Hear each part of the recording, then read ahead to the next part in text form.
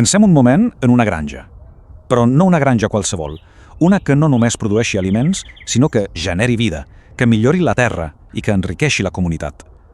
Doncs bé, en aquesta anàlisi, que forma part del nostre curs de permacultura, explorarem precisament això, un canvi de paradigma total en la manera d'entendre l'agricultura.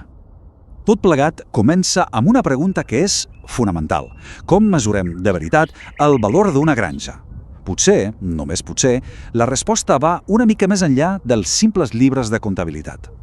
D'acord. Per entendre on volem arribar, primer hem de saber d'on partim. I el punt de partida és el model actual, un paisatge que podríem definir per la seva simplicitat.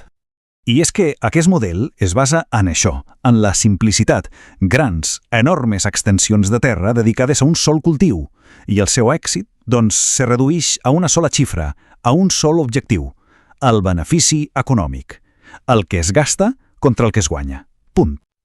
Però aquí és on la cosa es posa interessant. Aquí comença l'evolució de veritat. Quan una granja fa el pas cap a un sistema de permacultura, el canvi és espectacular, sobretot en com s'utilitza la terra. I aquesta és la xifra clau, un 70%. Sí, ho heu sentit bé. El 70% de la terra viu una transformació completa. No estem parlant d'un petit ajuste, és una reinvenció total del paisatge. I com és aquesta transformació? Doncs imagineu-ho.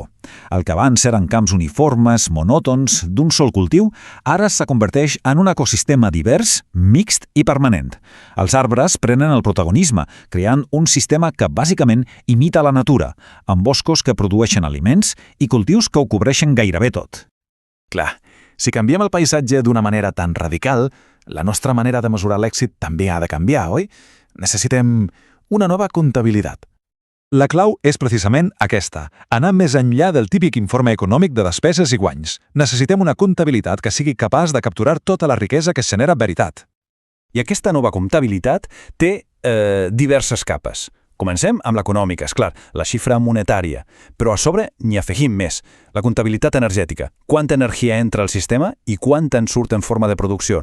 Després, l'ambiental, estem millorant l'entorn o el degradem? La de conservació, estem augmentant la biodiversitat, la riquesa de vida? I finalment la capa social, es creen llocs de treball amb sentit? Millora la qualitat de vida de la gent? Llavors, si tenim en compte tot això, quin és el rendiment real? Quins són els fruits d'aquesta, diguem-ne, collita holística? Doncs el resultat va molt més enllà del producte agrícola. Parlem de generar ocupació amb sentit, d'una millor qualitat de vida, d'aliments i productes de primeríssima qualitat. Però també parlem de millorar la salut humana, de regenerar l'entorn i, potser el més important de tot, de crear un sistema que amb el pas del temps guanya valor en lloc de perdre'l.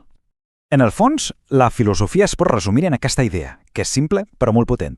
És un sistema regeneratiu, no un d'extractiu. Es tracta de poder satisfer les nostres necessitats mentre al mateix temps fem que l'entorn sigui més ric i saludable per als qui vinguin després. I això ens porta a una última reflexió. Imaginem per un moment un món on les nostres granges valoressin la vida tant com valoren el benefici econòmic. Què creiem que canviaria realment? Bé, tot això que hem explorat avui és només una petita part d'un curs de permacultura molt més ampli. Si ha despertat la curiositat i es vol aprofundir la teoria o explorar més idees, tota la informació és a permacultura.cat. Moltes gràcies per acompanyar-nos.